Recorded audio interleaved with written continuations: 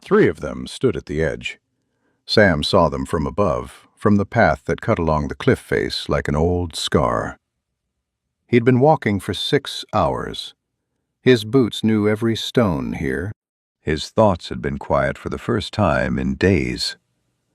Then he looked down, and the quiet ended. 3 orcs on a narrow ledge over the gorge, not moving.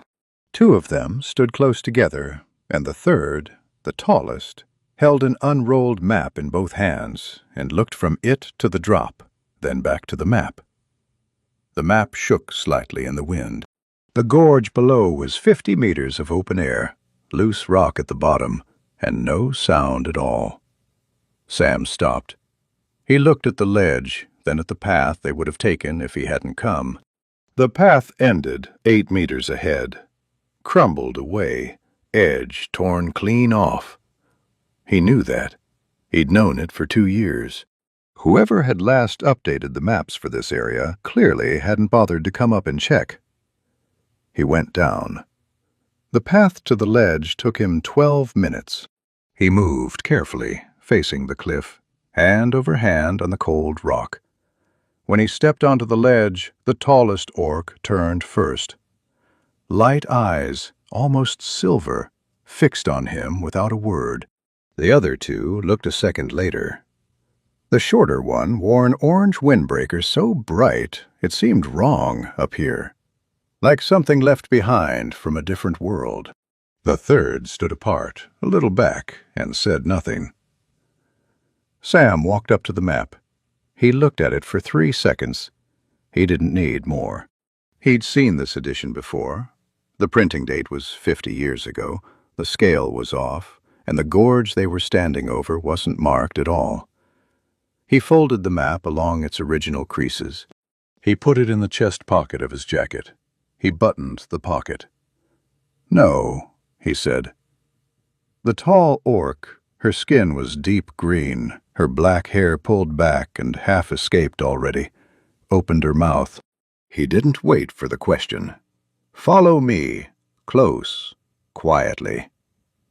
He turned and started back up the way he'd come. For a moment, nothing happened behind him. He heard the wind and the faint shifting of gravel under boots, and then 3 sets of steps. He didn't look back. The descent took 3 hours. Sam set the pace, not fast, not slow, measured. He moved without explaining himself, only pausing at the difficult points and waiting until all 3 were through before going on. The scree section near the second bend was loose, and he went across it heel first, weight back to show them the angle. The one in the orange jacket followed a half step to the side and wobbled, but caught herself. The quiet one, dark blue jacket, shoulders narrow, amber eyes that missed nothing, moved exactly as he had. Exactly. Not approximately. Sam noticed that. The tall one followed last at every section. She watched his hands on the rock. She didn't ask anything. By the time they reached the first shelf wide enough to call a camp, the sun had moved low, and the air had gone cold fast, the way it always does here in late summer. Warm in the light, sharp the moment the shadow touches you. Sam unshouldered his pack. He found the fire starter in the left outer pocket without looking. Dry wood was scarce, but there was enough. He'd cached a bundle here 2 months ago, wrapped in oilcloth under the overhang. He didn't explain that either. He just built the fire. The short one, orange windbreaker, 2 braids with something red-orange woven into them, sat down close to it and held out her hands. A small fang showed when she smiled. "Thank you," she said. Her voice was lighter than he'd expected. Sam set a pot of water on the stones. "It's too early," he said. She tilted her head. "For thanks?" He didn't answer. He watched the water. The tall one, Nora, he'd figure out later when they finally exchanged names, all of it clipped and factual, the way names get traded in emergencies, sat across from him and said nothing. She'd lost the map. She knew she'd lost the map. Her light eyes moved to the pocket of his jacket and stayed there a moment before she looked away to the dark drop beyond the ledge's edge. The third orc sat outside the fire's ring of warmth, just at the edge of the light. She hadn't taken her pack off yet. Sam looked at her once and said nothing. Some people needed longer. He knew the type. Not from coldness, but from something older and quieter. She'd move when she was ready. The water boiled. He poured it. He didn't have 4 cups, he had 2. He passed the first one across the fire without asking who wanted it. Vita, he'd learned that name in the same clipped exchange, took it with both hands and wrapped her fingers around it and didn't say thank you again. She just held it. That was enough. Nora took the second cup. She held it but didn't drink immediately. She looked at Sam over the rim. "You knew the ledge was wrong," she said. Not a question. "Yes." "For how long?" 2 years. She was quiet for a moment. The fire cracked. "The map says there's a pass at that point." "There was," Sam said. "The edge broke off. Last winter." "Ice does that." She looked at the cup. Then she drank. Behind her, at the edge of the firelight, the third orc finally lowered her pack to the ground. She didn't join the circle. But she sat, and that was something. Sam watched it happen without making a thing of it. He'd seen that too, in other people on other mountains. The body letting go before the mind gives permission. The valley below was filling with dark. Up here, the cold came in like it meant business. Not the soft chill of an evening in the city, but something that worked its way through fabric and found the joints. Sam pulled his jacket tighter and thought about the night ahead. 1 tent among 4 people, or 3 huddled in the one they'd clearly brought without checking the forecast. He'd seen their gear during the descent. Not terrible, not good. The sleeping bags were light, summer rating maybe. He had an extra thermal layer in his pack, stuffed at the bottom where he always kept it, because 3 years ago he'd learned certain lessons, and he'd kept learning them even when they hurt. He didn't bring that up. He just kept the fire going. The mountains held the dark on all sides, and the stars came out hard and close the way they only do at altitude. And Sam sat with his knees drawn up and his hands around nothing, because he'd given away both cups, and the cold worked at the backs of his hands, and he didn't mind. The fire was enough. The ledge was behind them. 3 people who should have gone over the edge were sitting in the light instead. It wasn't vindication. It wasn't even satisfaction. It was just a fact, sitting quiet in his chest alongside all the other facts he carried up here. And somewhere in the dark behind Nora's shoulder, the third orc, the one with the tattoo of a mountain range across her forearm, shifted and pulled her knees in and sat a little closer to the warmth. Not much closer, but closer. The fire settled into coals. Sam didn't sleep yet. He rarely did, first night in a new camp. Old habit, or something that had become one after the kind of experience that rewires you without asking. He sat with his back against the rock and went through his pack by feel, the way he always did before the dark got complete. His hands knew the inventory. Rope, 12 meters, good. First aid pouch, intact. Emergency blanket. Water filter. 2 days of rations plus the cash. He set items to his left as he pulled them, checked them, replaced them. Then he set the pack down and looked at theirs. The orcs' gear was piled near the fire, not organized, just dropped. Sam looked at it the way he looked at a route before committing. Without judgment, only assessment. Vita's pack had a broken clip on the left shoulder strap, repaired with a zip tie that was already fraying. The sleeping bags were thin. He'd confirmed that on the ledge when Vita had shifted her pack and one had half escaped the compression sack. Lightweight shell, no real insulation. Fine for late summer in the valley. Up here, in 3 days, when they'd reach the pass and the temperature would drop another 8 degrees overnight, they'd be in trouble. He didn't announce any of this. He just started going through his own pack again, slower this time. The extra thermal layer came out first. He folded it small and set it by Vita's bag. She was already asleep, her braids loose now, her face softer than he'd expected from someone who smiled through getting lost for 3 days. The emergency blanket he'd been carrying as a second backup went next to it. He had one remaining. Enough. He was moving the rope to a more accessible pocket, in case the descent tomorrow needed it, when he heard the shift of boots on stone.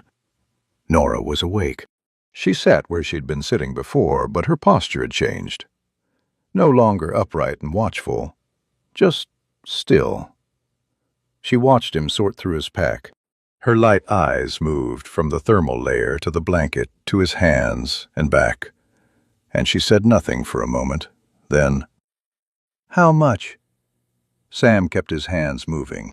He found the carabiner he'd been looking for and clipped it to the outside of the main pocket. "After we leave." "That's not an answer." "That's the only answer." Nora was quiet. He could feel her working through it.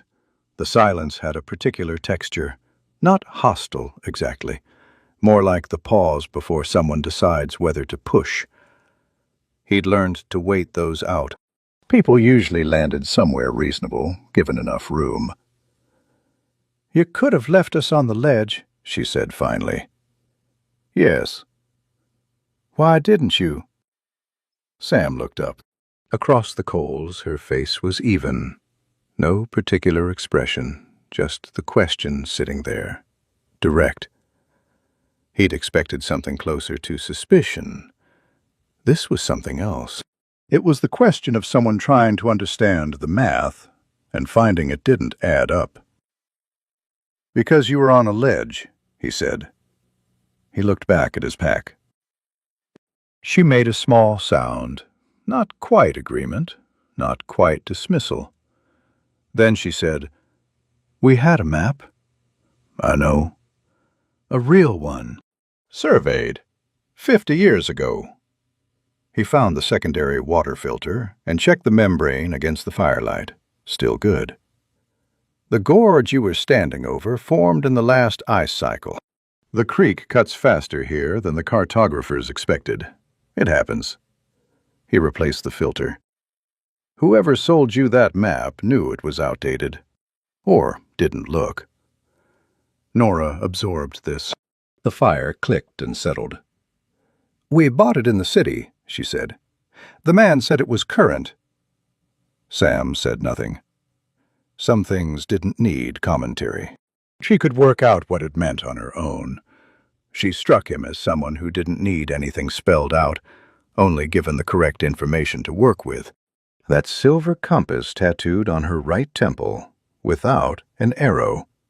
He'd noticed it on the ledge. Something about that detail had stuck. "You still have it," she said. "The map." He touched the chest pocket. "Yes. I'd like it back." He looked at her. She was watching him with the same level attention she'd had since he first stepped onto the ledge. Not aggressive, but not soft. She held eye contact the way people do when they've learned that looking away first costs something. Sam reached into the pocket and took out the folded map. He held it for a moment.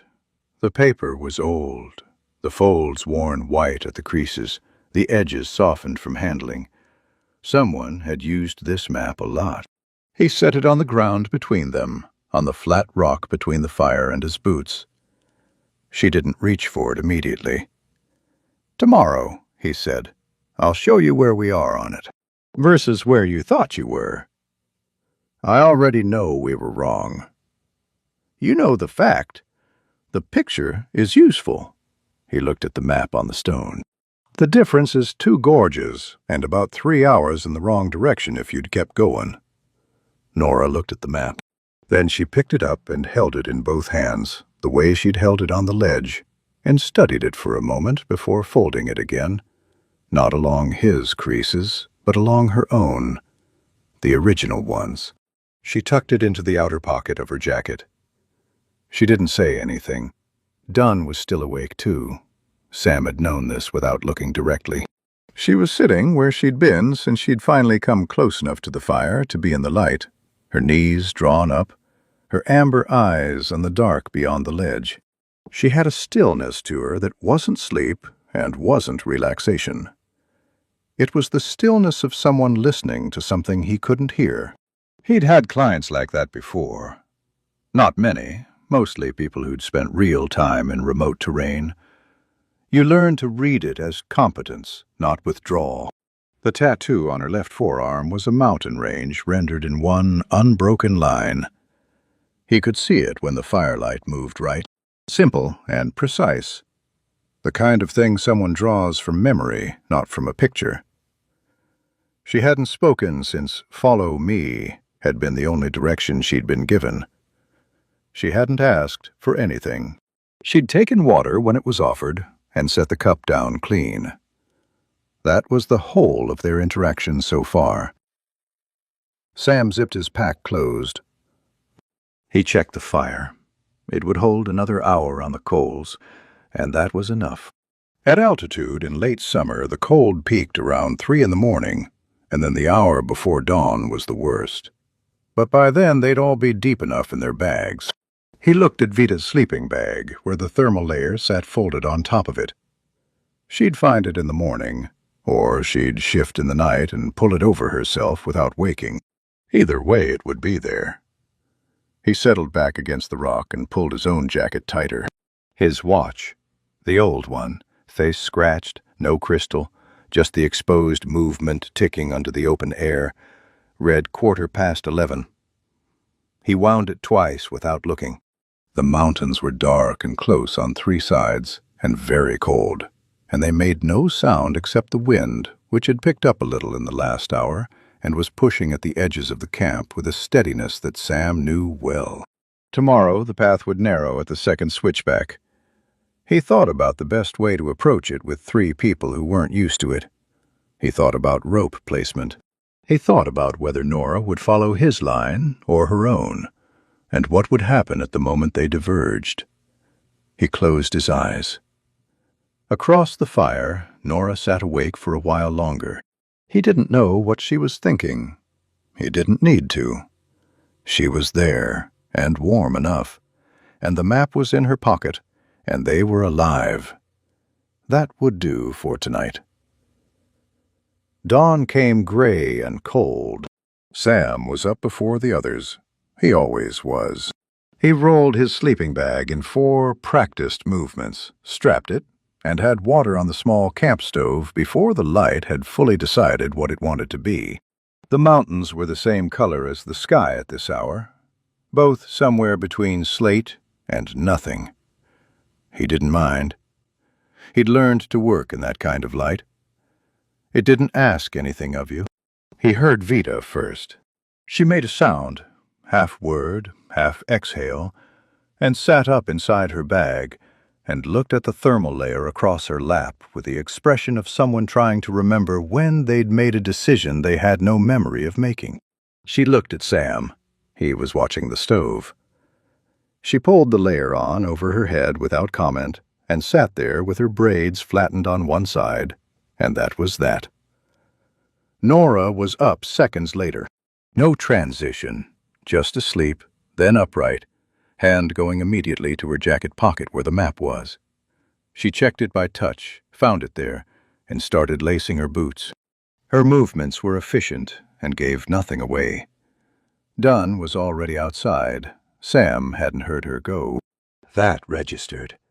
He was a light sleeper, had been since the accident, and he'd half-tracked all 3 of them through the night without meaning to. But Dunn had moved clean and quiet and was standing at the ledge's edge with her back to camp, looking at the route below. Her small pack was already on. She'd repacked sometime before dawn. Sam poured the first water.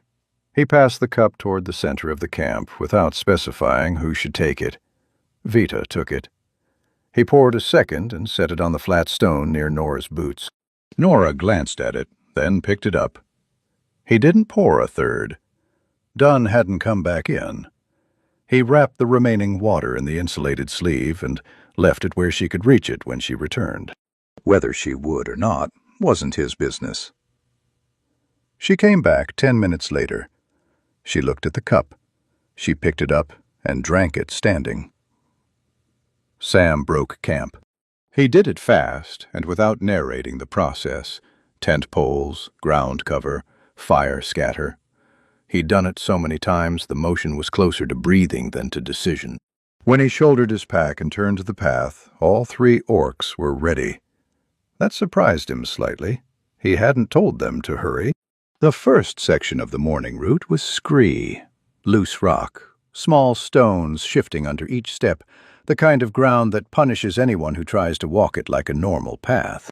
Sam went first and slowed his pace deliberately, placing each foot heel first, letting his weight settle before transferring. He moved across the slope at an angle, not straight down, and he said nothing about it. He just did it, clearly, twice, and let them watch. Dunn fell in directly behind him. Not close. She left the right amount of space, exactly the space you'd leave if you understood that the person ahead of you might need to step back fast. Her feet hit the same angles. Not a copy exactly. More like a translation into someone else's stride. Vita went third, a little wide of the line, her arms out for balance. She wobbled twice and caught herself both times. No real danger. The scree opened to a flat shelf 20 meters down, but she was working harder than she needed to. Sam noted it without turning around. The sound of her steps told him enough. Nora came last. He heard her pause at the top of the scree. He didn't look back. He kept moving, steady, giving her time to watch and decide. After 4 seconds she started down, and she didn't use his line. She picked her own, slightly steeper, angling more directly. Her steps were confident. For the first 6 meters it was working. Then a section shifted under her right boot. Not badly, just enough to stutter her weight forward, and she corrected hard with her left leg and caught it, but the correction cost her. She arrived at the flat shelf with her jaw tight and said nothing. Sam waited until they were all down. Then he unfolded her map. He crouched, held it flat with both hands, and tilted it toward the light. He pointed, his finger on the paper without touching it, just indicating. "This is where you were when I found you." The point on the map was labeled with a symbol for a viewing platform. The platform had been gone for 30 years. "This is where we actually are." He moved his finger. The distance on paper was small, barely a thumb's width. "These 2 marks look close, but between them is this," he tapped a line, "which the map shows as a seasonal stream. It's a gorge now, 40 meters deep. And this," another tap, "which the map shows as a traversable ridge." The route along it collapsed. He folded the map back along its creases and held it out. Nora took it. She looked at the section he'd indicated. Her light eyes moved across the paper slowly, reading it the way you read something you'd trusted and are now measuring against new information.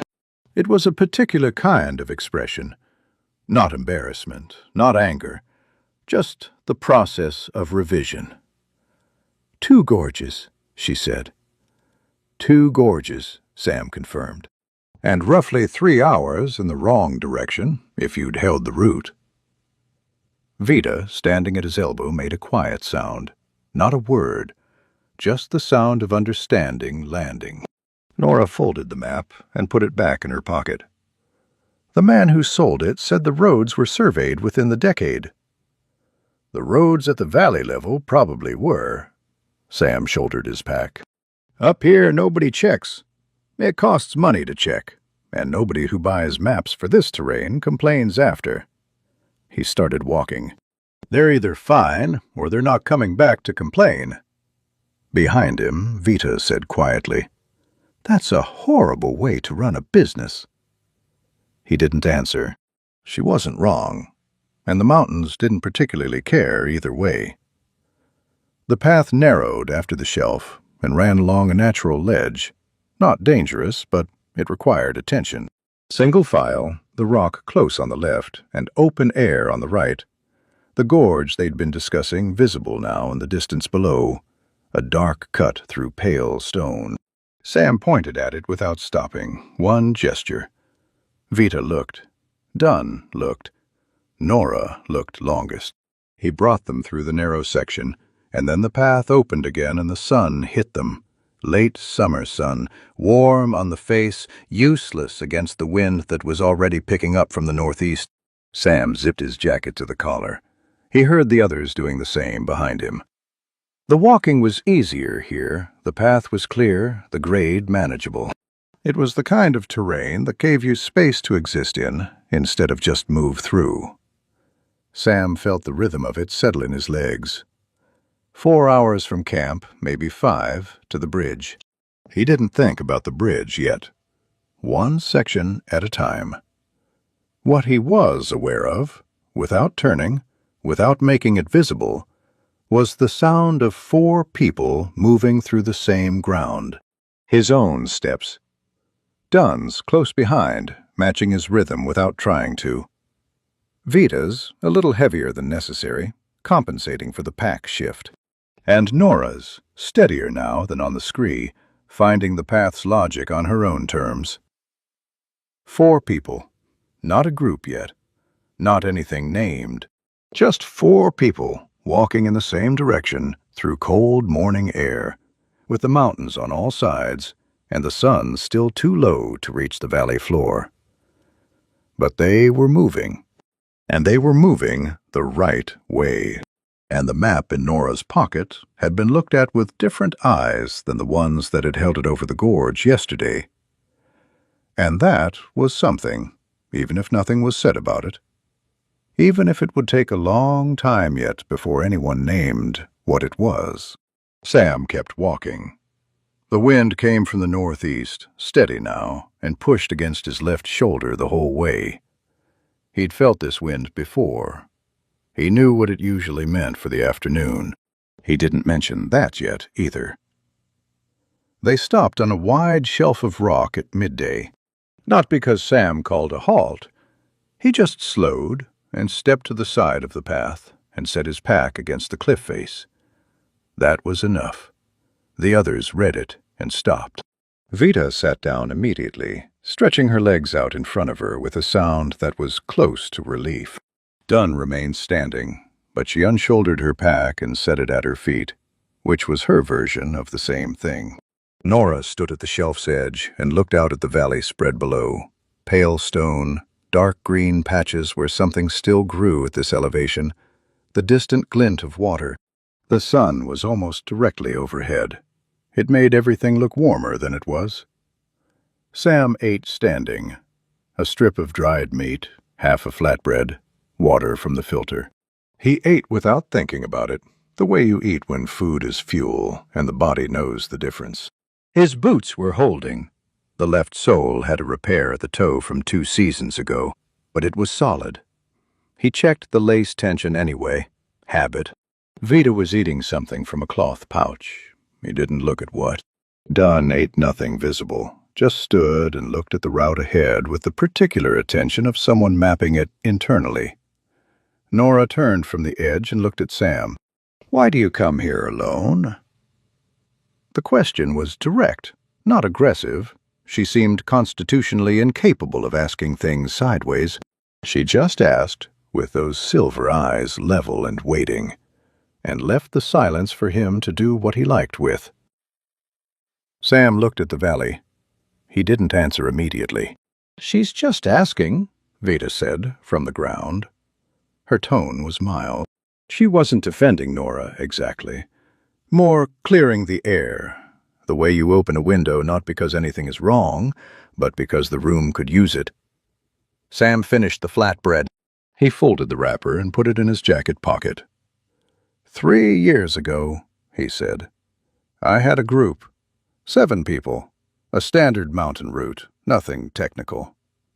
He looked at the distant water below. The weather changed faster than forecast. I made the call to push through instead of camp early. He stopped, started again. One of the clients went off a ledge. 40-meter section, loose shale. I got to him, got him out. He paused. He lost a leg. The shelf was quiet. The wind moved around them and kept going. "The commission cleared you," Nora said. Not a question, a statement, like she'd already worked out the likely shape of what followed. Yes. Sam looked at his boots. He'd been told not to move ahead of the group. He did. The commission decided the liability was his. He was quiet for a moment. That's not the same as it not happening. Vita had stopped eating. She was looking at him with warm, dark eyes and saying nothing, which was so different from her usual register that it was noticeable. Nora said nothing either. She looked at him with the same level attention she gave to roots and paper. Not with sympathy exactly, but with the concentration of someone who is actually listening, not preparing a response. Just listening. It was the first time since the ledge that she'd done that, and Sam was aware of it the way you're aware of a change in wind direction. Not dramatic, just different. He didn't say anything else about it. He'd said the shape of it, which was more than he said to most people, and that was enough. The mountains hadn't asked him for an explanation in 3 years. It was one of the reasons he kept coming back. Dunn was looking at the far ridge. She said nothing, but her head had turned very slightly during the telling. Not toward Sam, not away, just a fraction of a degree off from where it had been, and she held that angle for a long moment before returning to her study of the route. That was her way of listening. He understood it now. Sam picked up his pack. "There's a bridge," he said. 3 hours from here." He adjusted the shoulder straps. "The planks are old. We cross one at a time, and we wait." Nora looked at the route ahead. "How old?" "Old enough." He looked at her. "You cross when I say, not before." She held his gaze for a moment. He waited for the push. He'd half expected it, given the scree that morning, given the way she'd picked her own line and held it until the ground moved under her. But she just nodded once and picked up her pack. Vita stood, brushing something from her trekking pants. The orange windbreaker had a smear of pale dust on the left sleeve, from where she'd leaned against the cliff. She caught Sam looking and glanced down at it. "Mountain got me," she said. He turned and started walking. Behind him he heard them fall into order. Dunn first, then Vita, then the soft, deliberate footfalls of Nora, who had learned something on the scree that morning and was carrying it in her feet now without acknowledging it. The path was good here, wide enough to walk without constant attention, and the sun pressed warm against the back of Sam's neck and made the world feel briefly manageable. He thought about the bridge. He thought about the cracked plank, third from the far end, a split running 2/3 across the grain. He'd seen it last month and noted it the way he noted everything up here.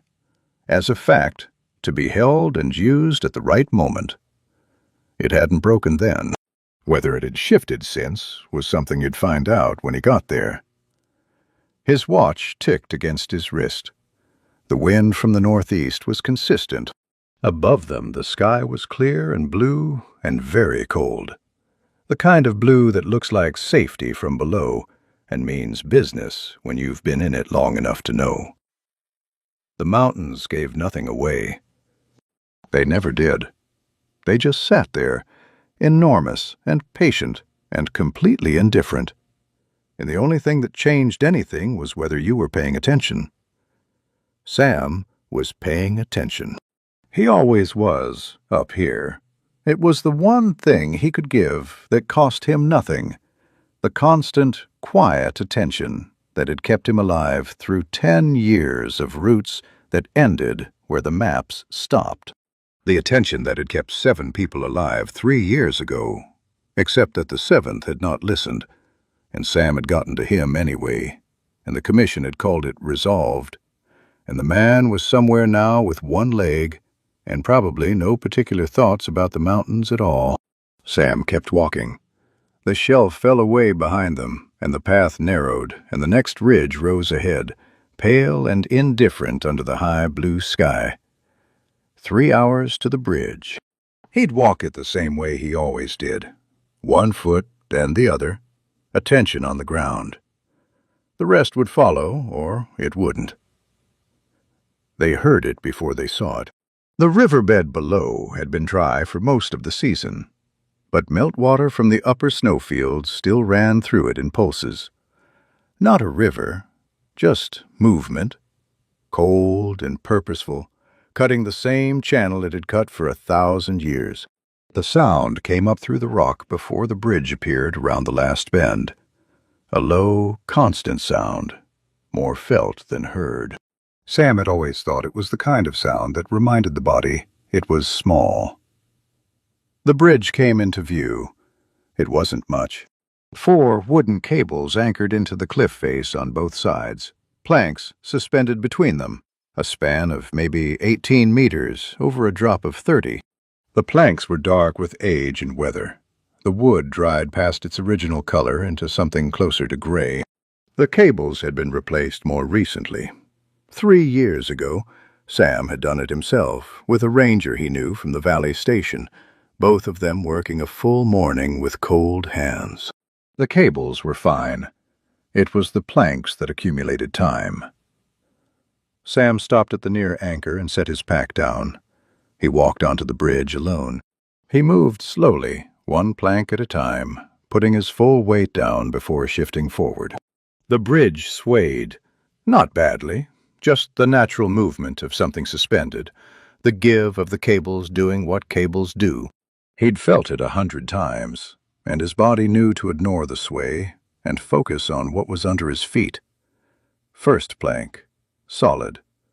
Second, solid. He worked his way across, pressing each board with his boot before trusting it, listening for the particular sound of wood under stress that was different from wood under weight. Third from the far end. He felt it before he heard it, a slight deflection, the plank giving a fraction more than the others. He shifted his weight to the cable and looked down.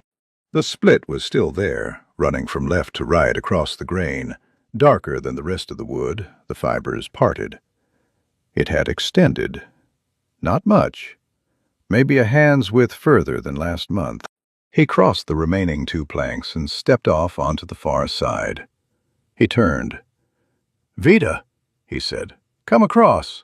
Stay on the right side of each plank." Vita looked at the bridge, then at him, then at the bridge again. She adjusted the strap on her pack. "Define right side," she said, but she was already moving. She crossed well, better than he'd expected, her weight distributed, her hands light on the cables. The bridge moved under her, and she moved with it instead of against it, which was the correct instinct. She stepped off on his side and exhaled once, short and controlled, and said nothing. "Done," Sam said. Dunn was already on the bridge. She hadn't waited for her name. She was 4 planks in, moving at the same pace Sam had used, the same deliberate check before each step. She reached the cracked plank and paused. 1 beat, 2, then shifted her weight to the cable side and crossed it cleanly. She stepped off the bridge without looking at Sam. That left Nora. She stood at the far anchor with her hands at her sides. She was looking at the bridge, not at Sam. Her light eyes moved across the planks, reading them the way she read maps, systematically, looking for the information the surface was offering. She'd watched all 3 crossings. She'd seen where Sam shifted his weight on the 3rd from last plank, and she understood what it meant. She stepped on. She moved without hesitation in the early section, her gait deliberate, her hands barely touching the cables, just resting against them for reference. The bridge swayed in a gust from the northeast, and she paused, let it settle, moved again. Sam watched her feet. She was reading the planks as she went. She was good at this, he thought. If someone had given her a year up here with accurate maps, she'd have been difficult to keep up with. She reached the cracked plank. She put her right foot down on it. Not the left side, the right, where Sam had crossed, where the split was thinnest. Her weight settled. The plank deflected. More than it had under him, more than it had under Vita. She was taller, heavier, broader through the shoulders than either of them. The split ran further under load. He heard it. A sound like a word cut off mid-syllable.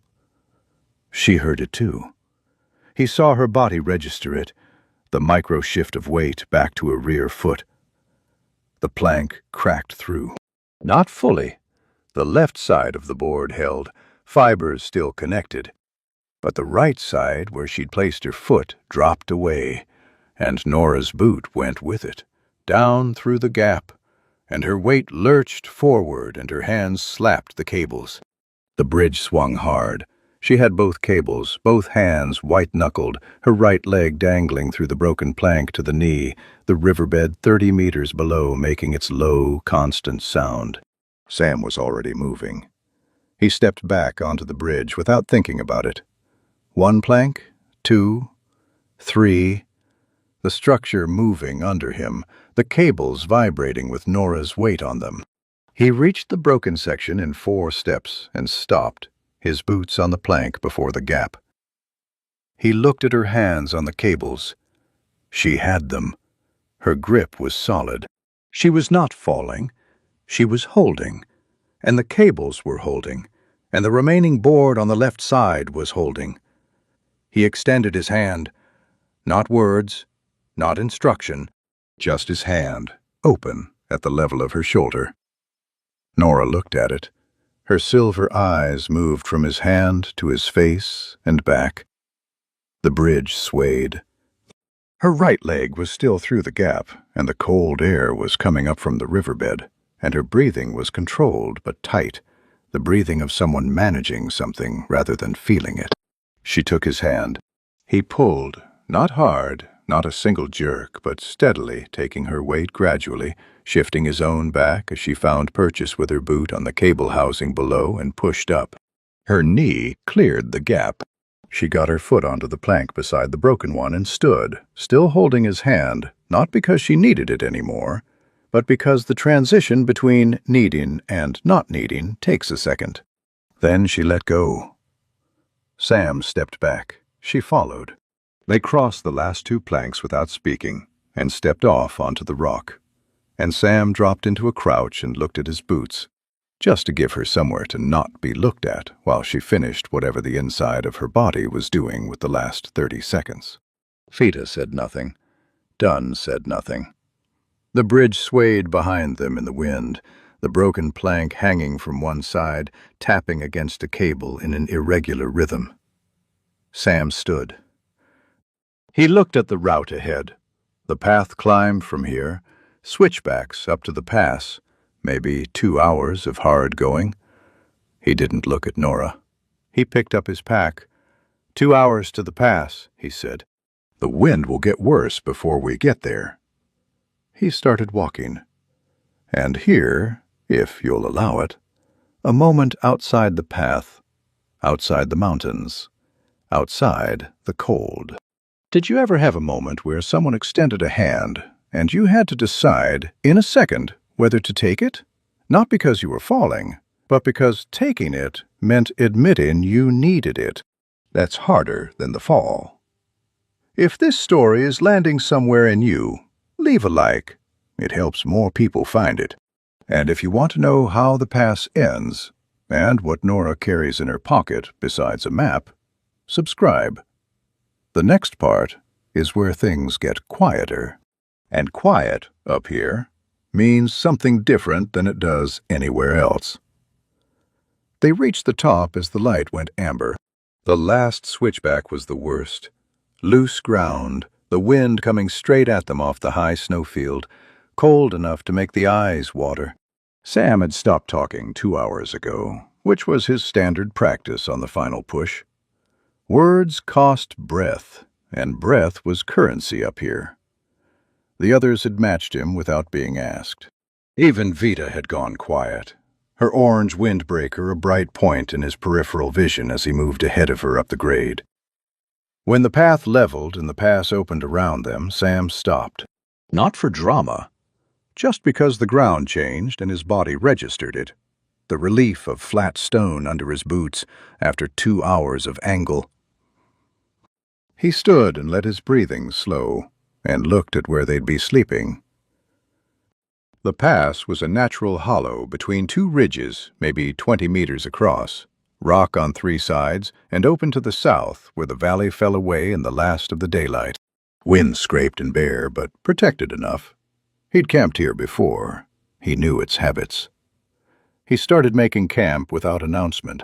The others moved around him, finding their own tasks, settling into the space the way people do when exhaustion makes decisions for them. Vita dropped her pack and sat on it, and just breathed for a minute, her braids coming loose, her face turned up toward the sky. Dunn walked the perimeter of the hollow, not restlessly, with purpose, checking the rock walls, testing the ground at the edges. Nora set up the tent. Sam watched this from the side of his vision while he built the fire. The hollow had a natural windbreak on the north side, and he worked in it, stacking what little dry matter he'd carried up from below the tree line. Nora's tent went up efficiently, no wasted motion, the poles seated correctly on the first attempt. She'd done this before, clearly. The tent was old. The fabric had been patched in 2 places with material that didn't quite match, but it was set right and would hold. Sam got the fire going. Small, enough for warmth and cooking, not enough to fight the wind. The flame settled into the hollow and held. Vida laughed. It came out of nowhere, no obvious cause, no preceding joke. Just a sound that started in her chest and came out, full and unguarded. The laugh of someone whose body has decided that relief is the only reasonable response to still being alive. She put her hand over her mouth a second after, like she'd surprised herself. Then she took the hand away and laughed again, shorter. Nobody said anything about it. Sam looked at the fire. The laugh dissolved into the cold air and left something lighter behind it. He set water to boil. Dunn came back from the perimeter and sat, not at the edge of the fire's warmth this time, but closer. Not adjacent to anyone, not touching distance, but inside the circle rather than outside it. She unzipped her jacket to the mid-chest in the warmth of the fire and stared into the coals with her amber eyes, and was quiet in a way that was different from earlier. The tension that had sat in her shoulders for 3 days had dropped a degree. Just a degree. But Sam noticed. He divided his remaining rations, 2 portions, and started on the calculation of what could stretch through tomorrow. He had enough. Not comfortable, but enough. He'd run tighter margins than this. Then he heard the sound of a pack being opened. Nora had her bag between her knees. She was pulling food out, not searching for it, taking it out with intention. Hard bread, dried fruit, something wrapped in dark cloth. She set the items in a line on the flat rock beside her. Then she divided them. 4 portions. She didn't consult anyone. She didn't offer the portions or hold them out. She just placed each one in a specific spot, 1 for each person present, and then took her own and started eating. Sam looked at his portion. A piece of hard bread, a handful of dried fruit, a small square of something that turned out to be dense and faintly sweet when he tried it. He ate it. Vita picked hers up and said, "Thank you," the way she said most things, openly, without particular weight. Nora didn't respond. Dunn looked at her portion for a moment, then took the bread and ate it standing. The fire moved in a gust and steadied again. Sam refilled the cups when the water was ready. He was getting better at the arithmetic of 2 cups between 4 people. The rotation had become natural over 2 nights, no longer requiring thought. Vita took the first cup and passed it to Dunn without being asked, which was new. Dunn looked at the cup, then took it. Something had shifted. Not dramatically. Nothing that could be pointed at and named.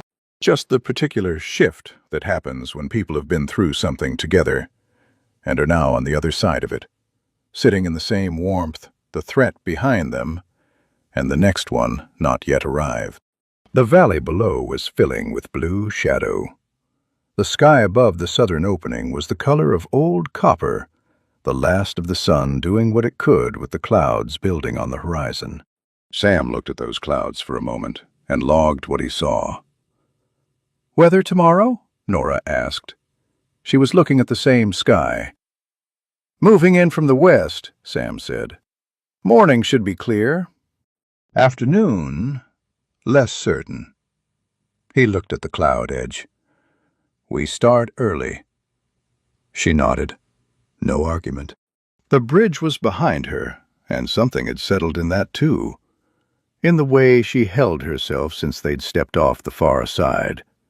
Not softer exactly, but less braced. Like a door that had been locked from the inside and hadn't been opened, just unlocked.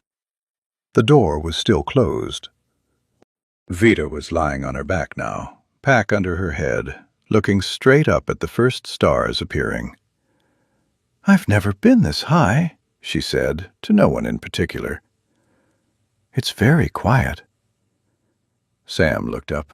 The stars were coming out hard and fast, the way they did at elevation. The sky darkening from the east, and the first bright points already sharp and fixed. She was right.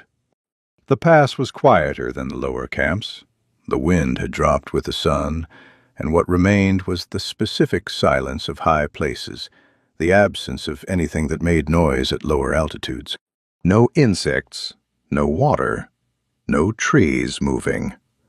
Just rock and cold air and the sound of the fire. "Yes," he said. Vita smiled at the sky. Dunn looked up once, briefly, then back to the fire. Nora was looking at the map again. She'd unfolded it in the firelight and was tracing something with one finger, not drawing, just following a line. The compass tattooed on her temple caught the light when she tilted her head. Sam watched the clouds on the horizon. They were moving faster than he'd said. He'd given the conservative read, morning clear, afternoon uncertain. But the truth was the western edge was already higher than it had been 20 minutes ago, which meant the system was closer than the look of it suggested. He'd seen this before.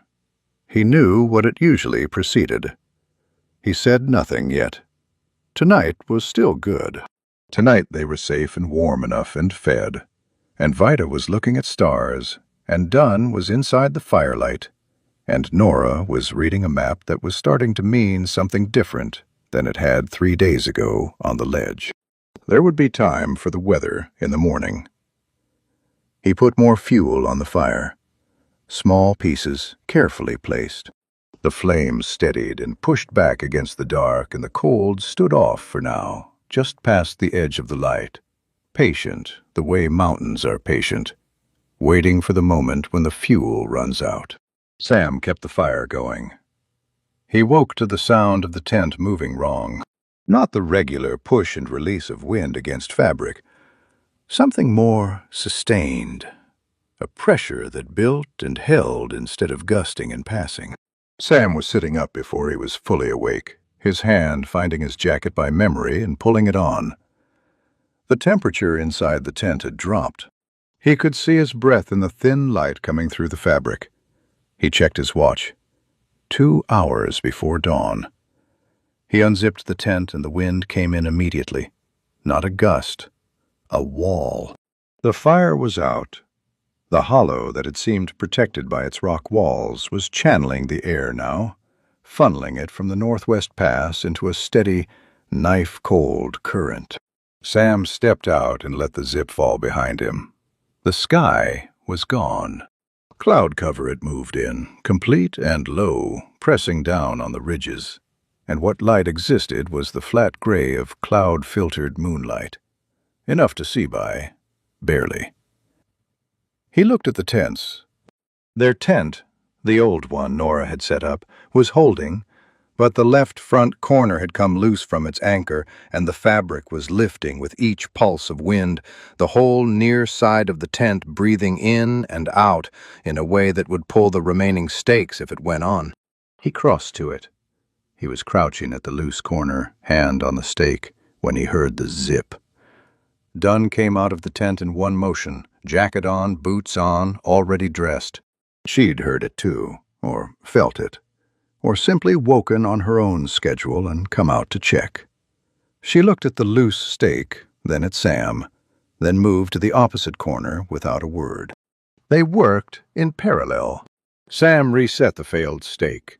The ground here was good, dense and cold, and he drove it with the heel of his boot and secured the guy line with a figure-8 that would hold in worse than this. Dunn was at the far corner, doing something with the guy line there. Her movements efficient in the low light, her hands finding the right tension without fumbling. She knew knots. He couldn't see which one she used, but the result was clean. The fabric stopped lifting and lay flat against the frame. They moved to the second tent. Sam's own tent had held better, but the vestibule zip had come partially open in the wind and was admitting cold air in a way that would matter toward morning. He closed it. Dunn checked the rear stake without being directed and found it loose and reset it. They went around the full perimeter. 4 minutes, no conversation.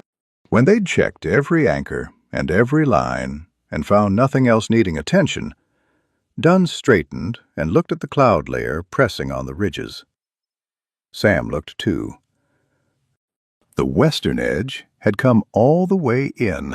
Whatever he'd seen building on the horizon at dinner had arrived while they slept, moving faster than the look of it suggested, which was what he'd suspected and hadn't said. The air smelled of ice, not snow yet, but the particular mineral cold that preceded it at altitude. He gave it 6 hours, maybe 4. He looked at Dunn. She was looking at the same clouds, amber eyes tracking the edge where the gray deepened toward the west. She'd been alone in the mountains before. He knew that from the brief exchange they'd had on the first evening, when names and rough histories had been traded without ceremony. She'd been here without gear and come back. He believed it. The way she moved in terrain, the economy of it, the absence of wasted motion, was the movement of someone who had spent time where mistakes had weight. She turned from the sky and looked at him. "Good job," she said. Her voice was low, flattened by the wind. She wasn't looking at him when she said it. She was already turning back toward the tent, her eyes going to the ridgeline once more before she dropped to the zip and pulled it open. Sam stood outside for a moment. He looked at his watch. He looked at the clouds. He thought about the descent route. The path down from the pass ran along an exposed ridge for the first 40 minutes, which would be difficult in wind and bad visibility. Possible, but slow. Below that it dropped into a sheltered valley, and from there to the tree line, and from the tree line it was manageable in almost anything short of full storm conditions. If they left at first light, which in cloud cover would be later than the sun, a gray, gradual thing rather than a clear dawn, they could make the exposed section before the weather committed. Probably. If it moved as fast tomorrow as it had moved tonight, the margin was thin. He set it in his mind and went back inside. The inside of his tent was cold now, the temperature equalizing with the outside while he'd been gone. He got into his sleeping bag without taking the jacket off and lay on his back and listened to the wind work at the fabric above him. It was a steady sound. Not dangerous in itself, just information, the way all sounds up here were information. He thought about Nora's question at dinner. Weather tomorrow? Moving in from the west, he'd said. Morning should be clear. The cloud cover had made a liar out of him, which wasn't quite right. The system had moved faster than any reasonable read would have predicted, but the result was the same. He'd said one thing, and the mountain had done another. He was awake when the light began to change.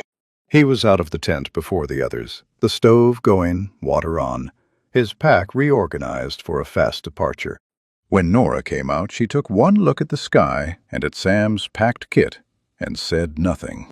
She went back inside, and he heard the sound of the tent being broken down from within, the poles being retracted, the bag being compressed. Efficient. No questions. Vita came out looking at the clouds with an expression that moved through concern and landed on something more pragmatic. She started packing. The orange windbreaker was zipped to the collar this time. Dunn emerged last and looked at Sam across the cold camp. He held up 2 fingers. 2 hours to the sheltered section, if they moved. She picked up her pack. They ate while walking. Sam passed back pieces of flatbread over his shoulder without stopping, and Hans took them, and that was breakfast. The exposed ridge was 40 minutes of wind in the face and eyes down on the path. Sam went first, and the others drafted behind him, moving in a line tight enough to break each other's wind resistance by a fraction. It wasn't much. It was something. The cloud sat on the ridgeline and moved with them, not quite raining, just wet and cold and present, depositing itself on jackets and hair and the backs of hands, without committing to being weather. Vita said nothing for 40 minutes. This was the longest she'd gone. When they dropped off the ridge and the rock walls came up on either side, and the wind cut in half, she exhaled loud enough for all of them to hear. "I was not going to say anything," she said, "but that was very bad." "Yes," Sam said. "You knew it was coming." He didn't answer. She wasn't wrong, and she wasn't accusing. She was just putting the fact into the air between them where it could sit and be looked at. He'd known the direction and underestimated the speed. He'd gotten them up early enough. The margin had been thin, and they were through it and below the worst of it now. And those were the facts. Nora said from behind him, "You got us moving before it closed in." He kept walking. "That's not nothing," she said. The valley opened ahead, the rock walls dropping back, the path widening. The wind fell to a murmur. Above them the cloud sat on the ridges and did what it had come to do, and below them the route ran clear and visible all the way to the tree line, pale stone giving way to the first scrubby growth that meant they were coming back down into a world that had shelter in it. Sam looked at the path ahead. He thought about what Nora had said, and did not say anything about it, because there was nothing to say. The path was there. They were on it. The weather was behind them. Dunn was walking beside him now. She'd moved up from 3rd position somewhere in the descent without his noticing, and was matching his stride on the left side, a half step behind. She didn't speak. She didn't look at him. She just walked there, and the wind at their backs pushed them forward, and the tree line came closer with every step. It was enough. The trees came back slowly. First, just scrub. Low, wind-bent growth clinging to rock with the determination of things that have no other option. Then taller, real trunks, the smell of resin cutting through the cold air. The path widened and softened underfoot, stone giving way to packed earth, and Sam felt his knees register the change before his eyes did. His body always knew the tree line first. The wind dropped to nothing inside the first line of trees. The silence that replaced it was a different kind than the pass, full rather than empty, small sounds filling in around them. Water somewhere below. Something moving in the brush to the left, unbothered by their passage. The temperature was still cold, but no longer hostile. Just the ordinary cold of a late summer morning at elevation, the kind that asked nothing of you as long as you kept moving. Sam slowed his pace, not because the terrain required it. The path here was clear, the descent manageable, the emergency logic of the last 6 hours no longer necessary. His body knew it before his mind caught up. He let the pace drop and the forest settle around them and said nothing. Nora came up beside him. Not behind. Beside. She had held the position directly behind him through the exposed section, the wind requiring all attention, and now she moved up without ceremony and matched his stride. It was the first time since the ledge she had walked at his shoulder rather than a step back from it. He didn't remark on it. The path was wide enough. She walked without speaking for a while. The trail curved along the hillside, and the valley spread below through the trees, the lower route visible as a pale line, and beyond it the first signs of settled lowland, a smudge of smoke, roof lines distant and small. Then she began to talk. Not directly, not with preamble. She talked the way people do when they've been holding something and the ground is finally leveled enough to set it down. She told him about the 4 days before he'd found them, the Eastern Pass, the planned route, the map they'd trusted, the junction that the map marked and the mountain had not bothered to provide, the slow accumulation of small wrong turns that didn't feel wrong until the gap between the map and the ground had grown too wide to close by adjustment alone. Sam listened without filling the silences. He knew what she was describing. Not the geography of it, but the interior experience, the specific weight of realizing that the calculation you've been running is working from false numbers. He'd felt it on a different slope, in different weather, 3 years ago. She talked about the point on the map. She'd been working toward it. He could feel it in the way the earlier part of what she said had the quality of approach, of covering necessary ground before arriving at the thing that actually mattered. She took the map from her jacket pocket and held it out without breaking stride, her finger on a cluster of old cartographic symbols. A village marking. A name in the precise script of 50-year-old surveying. A position that no current map acknowledged. Sam looked at it and placed it against the geography he carried in his head. The actual geography. The one the mountain had built in him over a decade of walking without being told where to go. The ridge. The river line. The dry valley running east before it turned. He knew where the symbols on her paper corresponded to ground. He told her he knew the place. She went still beside him. Not her usual watchful stillness, something quieter and more interior than that. The kind of stillness that happens when something you've been looking for stops being abstract. She folded the map with care and put it back in her pocket and looked at the path ahead, at the valley below, at the distant smoke. Sam laid it out plainly. Half a day from the current route, no maintained path, nothing on any map made in the last 30 years. He'd been there twice. Once following an old route a ranger had shown him without explanation. Once alone, tracking a water source that turned out to be exactly where a survey said it would be. The place was there.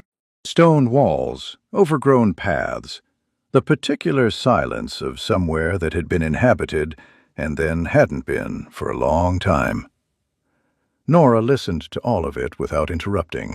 Her jaw held the set expression he'd come to recognize, not tension, but resolution, something decided and now simply present. When he finished, she said nothing for a long moment. The trees moved around them. Then she looked at him, and the question was in her eyes rather than her mouth. And he answered it before she asked. They'd go tomorrow. It wasn't the direct descent. He'd take them anyway. Something shifted in her face, brief, barely visible, the flicker of a thing she wasn't going to name. She looked back at the path and kept walking. Behind them, Vita was talking to Dunn in a low, continuous murmur, the kind of conversation that didn't require 2 participants to function. Dunn received it without encouraging or discouraging, which seemed to be exactly what was needed. Sam had watched this arrangement settle over 3 days into something that worked. Vita talking, Dunn listening in her particular way, the two of them reaching an equilibrium that had nothing to do with words. Dunn said something, brief, one syllable, and Vita laughed. Short, genuine, unguarded, the sound moved through the trees and dissolved. Sam looked at the route ahead, 2 hours to the junction. From there, the standard path ran southwest toward the settlement. The other direction was unmarked, known only to people who'd walked it for reasons the official routes didn't account for. East, through the dry valley, south over the low ridge, down into the hollow where the old walls stood in the growth. He recalculated the rations, adjusted the timeline, thought about the weather system behind them and whether it would hold off another day. Probably. The system had spent itself on the pass, and what followed these fronts was usually a clear window before the next one built. He kept walking. Nora kept pace. The forest worked around them in its own rhythm, indifferent to their plans, and the valley came closer with every step. And the sound of water below grew until it was no longer something he was listening for, but simply part of the air. Then a bird called from somewhere in the canopy, the first bird Sam had heard in 4 days, and behind him Vita made a small, soft sound, the sound of something unexpected and good, and nobody said anything about it. But Sam heard it, and it was enough. The junction came, and they took the wrong turn deliberately. Sam went east without explanation, and the others followed. Nora first, then Dunn, then Vita, who looked at the southwest path toward the settlement for a moment before turning after them. Nobody asked. The agreement had been made on the descent through the trees, and it held without needing to be restated. The eastern path wasn't a path in any maintained sense. It was the memory of one. A line through the growth where the vegetation was slightly thinner, where the ground had been compressed by enough passage over enough years that it still held a shape. Sam had walked it twice. His feet remembered it better than he did consciously, the way the body stores roots that the mind only partially keeps. The dry valley opened after 40 minutes. It ran between 2 low ridges, sheltered and still, the air warmer here than it had been all day, the rock walls holding what sun reached the valley floor and giving it back slowly. The vegetation was different too. Lower, drier, the scrub giving way to patches of pale grass and flat stone. Something about the quality of the light in the valley was particular. It sat differently than light in open terrain, as though the hollow ahead was already shaping it. Sam moved without hurrying. The ground here required attention of a different kind than the pass or the bridge. Not danger, just the close reading of terrain that had no markings and no maintained surface. He picked the line by feel, avoiding the sections where the ground was soft from old water channels, staying on the harder edges. Dunn tracked his exact line. Nora read the ground herself and arrived at the same choices by her own route. Vita followed Nora. The low ridge was an hour's climb. Nothing technical, just sustained uphill on loose, dry ground. They went up without stopping. At the top, Sam paused, not to rest, but to look, because from the ridge the hollow below was visible for the first time, and he wanted to see it before they went down. It sat in the natural depression between 3 slopes, the way water collects in a cupped hand. The walls were stone, old construction, the kind where the blocks were fitted without mortar, relying on weight and placement and the knowledge of whoever had built them to hold together across years. The roof lines were long gone. What remained were the wall outlines, the shapes of rooms and passages, the suggestion of a courtyard in the center where the ground was flatter and the grass shorter. Paths ran between the structures, overgrown but still legible, the stone edging still visible under decades of growth. From up here, it looked like a place that hadn't been abandoned so much as paused. Sam went down. The descent into the hollow was slow, The slope was covered in the kind of low, tangled growth that caught boots and required deliberate placement of each step. He heard the others behind him, the particular sounds of three people negotiating the same terrain differently. Dunn, quiet and methodical. Vita occasionally catching herself on the growth and pulling free without drama. Nora saying nothing but present at every step, her attention on the hollow below rather than the ground immediately ahead. He could tell by the quality of her footfalls, the slight inattention of someone whose eyes are somewhere else. They entered through what had been a gap in the outer wall. The stone on either side of the gap was shoulder height, above Vita's shoulder, above Nora's, and the lintel was gone, but the two uprights remained, fitted and true, the blocks holding their position through sheer mass. Sam passed between them and stopped on the other side and looked. The hollow was quieter than outside. The walls broke the air and held it. The grass inside the courtyard was short and pale, pressed flat by something. Weather, or the slow weight of the silence that had been sitting here for decades. The paths between the structures were exactly as legible from inside as they'd looked from the ridge, the stone edging worn smooth and certain. Nora came through the gap and stopped beside him. She stood without moving for a long time. Her light eyes moved across the courtyard, along the wall lines, into the passages between structures. Her hand went to her jacket pocket where the map was and rested there, not taking it out, just touching it through the fabric. Sam watched this from the side of his vision and said nothing. Dunn came through the gap last. She walked past both of them without stopping, into the courtyard, to the nearest wall. She crouched beside it and put her hand on the stone, the flat of her palm against the surface, fingers spread. She held it there. The tattoo on her left forearm caught the light, the mountain range rendered in one clean line. She looked at the stone under her hand, and her amber eyes were still, and the expression on her face was not something Sam could name, or felt he should try to. Vita stood at the edge of the courtyard and looked at the walls and the paths and the hollow sky above. Her voice, when it came, was very quiet, the question directed at no one in particular. Whether it had been here, whether this was real and present rather than just marked on old paper. No one answered. Sam stood at the gap in the outer wall and looked at the three of them spread across the courtyard. Dunn kneeling at the stone, Nora still and reading the space, Vita at the edge asking her unanswerable question to the air, and he understood with complete clarity that this moment belonged to them and not to him. He had brought them here. That was his part. What happened inside the hollow was something else, something that had been carried in Nora's pocket in an old map for longer than he'd known any of them. He stepped back to the wall and leaned against the outer stone and looked at the ridge they'd come down, at the sky above it, at the weather holding clear and cold.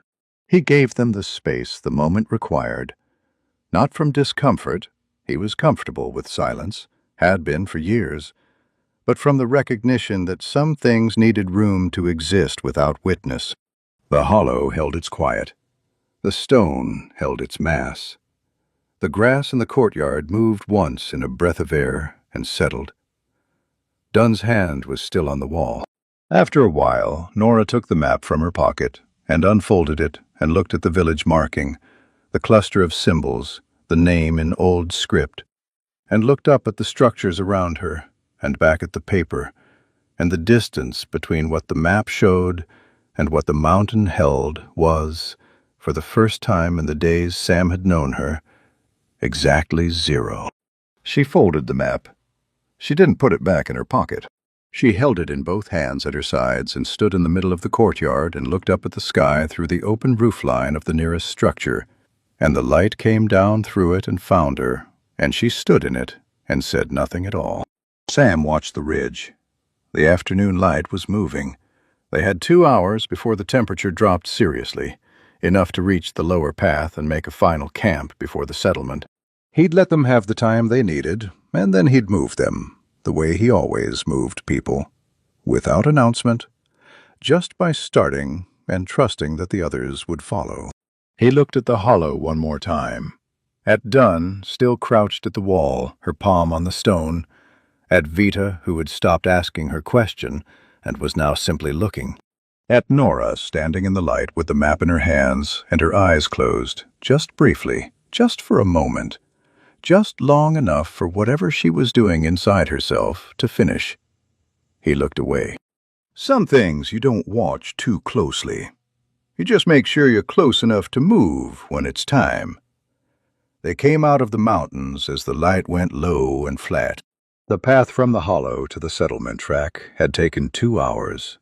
Sam had known it would, had calculated it on the ridge before they descended, and the mountains had held to his red for once. The final camp had been brief, functional, the 4 of them settling into the routine of it without discussion. Vita had built the fire, Dunn had checked the tent lines, Nora had divided what remained of the food into 4 portions and set them out without asking, the same as the pass, the same wordless arithmetic of inclusion that she'd started 3 nights ago and continued without remark. Sam had eaten his portion and watched the dark and said nothing. The last stretch of path was easy, wide and clear, the gradient gentle, the kind of walking that let the mind go quiet while the legs worked on their own. The tree line was behind them. The ground was dry and firm. The settlement appeared first as smoke, then as roof lines, then as the full fact of it, a cluster of buildings at the valley floor, a track running through the center, lights in a few windows in the early dusk. They stopped at the edge, not because Sam called a halt, just because the path ended where the track began, and the track was a different kind of ground, the kind with names and commerce and the specific weight of other people's expectations. And all 4 of them felt the boundary without it being marked. Sam set his pack down. He checked his watch, the old one, no crystal, just the movement ticking in the open air. He wound it twice. The hands read late afternoon, the light confirming it. The sun behind the western ridge and the sky going from blue to the first edge of amber. Nora stood beside him. She reached into her jacket, not the map pocket, the inner one, the one closer to the body. She took out a compass. Small, flat, the casing worn smooth from handling, the needle steady under its cracked cover glass. She held it for a moment in her palm and looked at it, the needle finding north with its usual indifference, pointing the same direction it had always pointed, regardless of who held it or where they'd been. She held it out to him. Sam looked at it. He looked at her. Her silver eyes were level and direct, the same as they'd been on the ledge when she'd first turned and found him there. But something in them was different now. Some quality of the watchfulness that had changed without becoming soft. She nodded once toward his wrist, toward the watch with its open face and missing glass, the movement exposed to everything the mountains had to offer. He took the compass. It was lighter than it looked. The casing was warm from being carried close to her body. The needle swung once as it transferred between hands and then settled, finding north again with the same steady indifference. He turned it once in his fingers, feeling the worn edges, the small dent on the lower left of the casing where something had struck it at some point and left its mark. He put it in his chest pocket and buttoned the flap. Dunn was already moving. She walked past them both onto the track, her small pack riding low on her back, her dark blue jacket zipped to the collar. She didn't look back. She didn't slow. Her boots found the track surface, and she moved down it toward the settlement with the same economy she'd brought to every surface over the last 4 days. Direct, purposeful, entirely herself. This was her way of finishing things, the same as it was her way of listening, and her way of acknowledging, and her way of being present in a space. She simply moved forward, and the moving was the goodbye. Vita turned to Sam. She smiled, the full, open smile that had been there from the first evening at the fire, the one that arrived without calculation and left the same way. She raised one hand in a wave that was more gesture than formality, the kind of wave you give someone you expect to have a different relationship with in the future than you do right now, even if neither of you says so. Then she turned and went after Dunn, her orange windbreaker catching the last of the flat light, her braids swinging as she picked up her pace to close the distance. Nora was the last. She stood for a moment at the boundary of the track, her back to Sam, looking at the settlement ahead.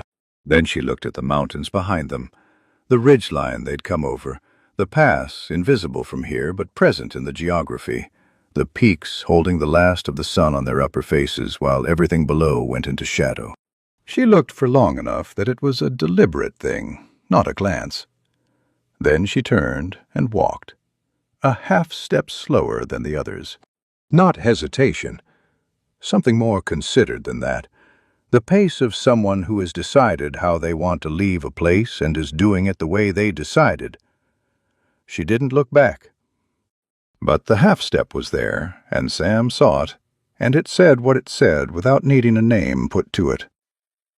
He stood at the edge and watched the three of them move down the track. The orange of Vita's windbreaker went first into the shadow of the buildings, then Dunn's dark jacket, then Nora's gray one, and the high dark bun of her hair, and then the settlement took all three of them, and they were gone. Sam opened his chest pocket. He took out the compass and held it in his palm. The needle found north immediately, the same north it had always known, indifferent to everything that had happened around it. He looked at the crack in the cover glass, the worn casing, the small dent in the lower left. He thought about what it meant to carry something for long enough that it learned the shape of your pocket and the temperature of your body. He closed his fingers around it. The mountains were still there. Behind him, above the settlement, above the tree line and the pass and the dry valley and the hollow where old stone walls stood in the growth, still there, the way they were always there, patient and enormous and entirely themselves. The weather had moved through and left the sky clean. The upper peaks held the light a little longer than everything below them, the way they always did, burning quiet and gold while the valleys went dark. Sam stood at the edge of the settlement with the compass in his hand and looked at the mountains. He didn't go in yet.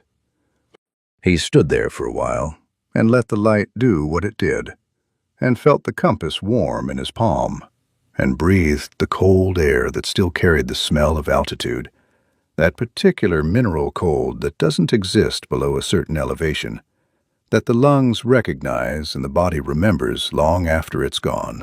3 people had been on a ledge above a gorge 4 days ago, holding a map that had stopped being true 50 years before they were born.